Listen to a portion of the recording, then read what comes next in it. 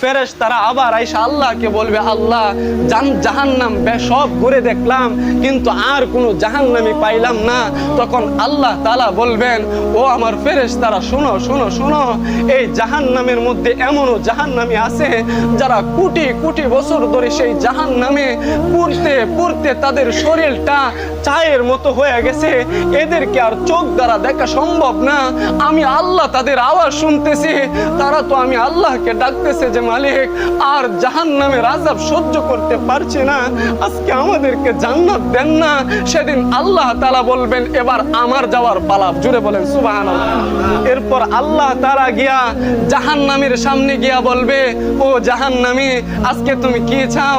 যখন আল্লাহর এই গায়বী আওয়াজ শুনবে, আওয়াজ শোনার সাথে সাথে ওই যে উর হয়ে পড়ে আছে জাহান্নামী, সেই জাহান্নামী বলবে, মালিক আজকে জাহান্নামের আগুনে পুড়তে পুড়তে আমার আর ভালো লাগতেছে না, আল্লাহ আমাকে আজকে আপনি একটা আবদার পূরণ করেন না, আমি আর আপনার কাছে কিছুই চাইবো না।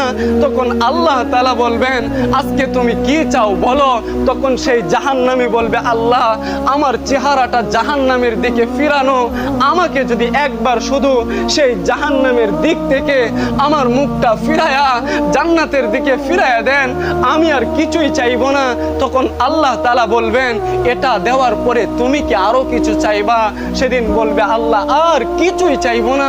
যখন আল্লাহ বলবেন, ঠিক আছে তোমার চেহারাটা আমি জাহান্নামের দিক থেকে ফিরাইয়া দিলাম, যখন জাহান্নামের দিক থেকে ফিরাইয়া দিবে, যখন জাহান্নামের দিক থেকে মুখটা ফিরানোর পরে জান্নাতের দৃশ্যগুলো দেখবে, তখন আল্লাহকে আবার বলবে, মালিক আপনি যায়েন না, আপনি আমার আরেকটা আবদার রক্ষা করেন না।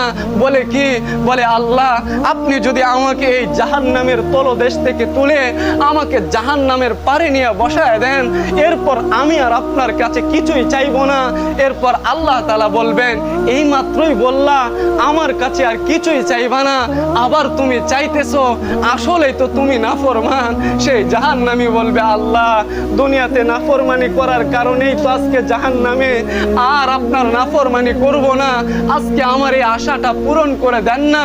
তখন আল্লাহ তাআলা বলবেন, ঠিক আছে তোমাকে জাহান্নামের সেই পারের মধ্যে বসায় দিলাম। সুবহানাল্লাহ। সেই দিন জাহান্নামের পারে বসার সাথে সাথে যখন সেই জাহান্নামী জান্নাতের দিকে তাকাবে, জান্নাতের দিকে তাকানোর সাথে সাথে আবার আল্লাহকে বলে উঠবেন, মালিক ওই যে জান্নাত দেখা যায়, আপনি আমাকে জান্নাতের দরজায় নিয়ে বসায় দেন, এরপর আপনার কাছে আর কিছুই চাইবো না।